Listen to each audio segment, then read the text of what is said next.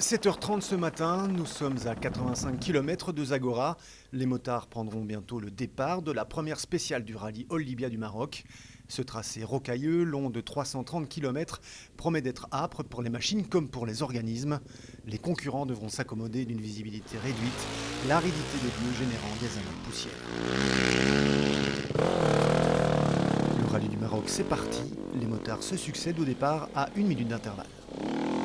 La responsabilité d'ouvrir le rallye du Maroc revient au pilote brésilien Jean de Azevedo, heureux d'être là. C'est mon premier rallye du Maroc et je vais ouvrir la course. C'est aussi une première pour moi avec cette moto. Je suis ici pour l'amour des deux roues. Chaque jour, ce sera de mieux en mieux.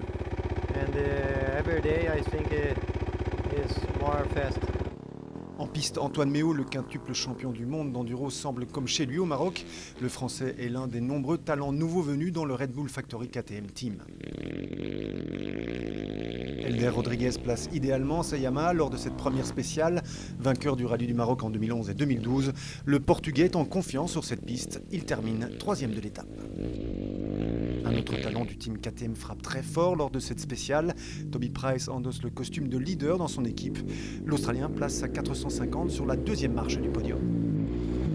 Aux avant-postes, on retrouve l'inévitable Johan Barreda, le pilote Honda HRC qui sort d'une sérieuse blessure au genou, avale la poussière comme la concurrence. L'Espagnol reste un sérieux prétendant au titre.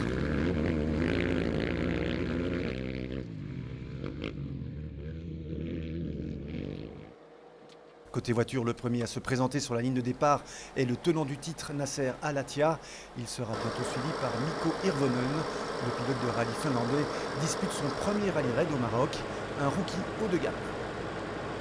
Ça va être une belle journée, il va peut-être faire un peu chaud dans la voiture et puis c'est une très longue course et très difficile à coup sûr. On va voir, je vais essayer de ne pas trop faire d'erreurs. Pour ce rallye, ce sera déjà un bon résultat. Sébastien Loeb s'apprête lui aussi à prendre le départ de son premier rallye raid. La concentration est palpable sur son visage. En piste, le Français, 9 fois champion du monde des rallyes, impressionne.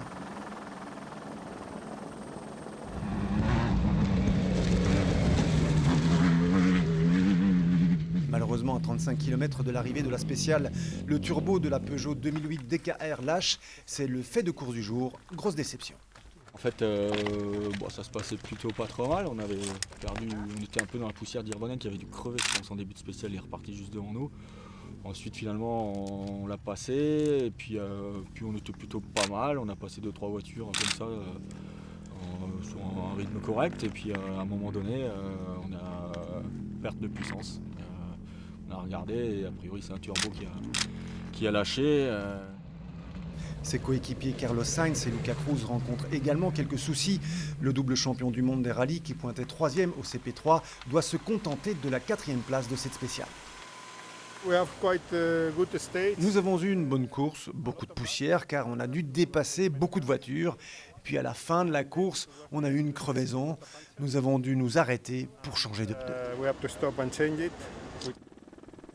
Nasser Al-Attiyah et Mathieu Baumel, qui ont eu la tâche ingrate d'ouvrir la piste pour les voitures, limitent les dégâts.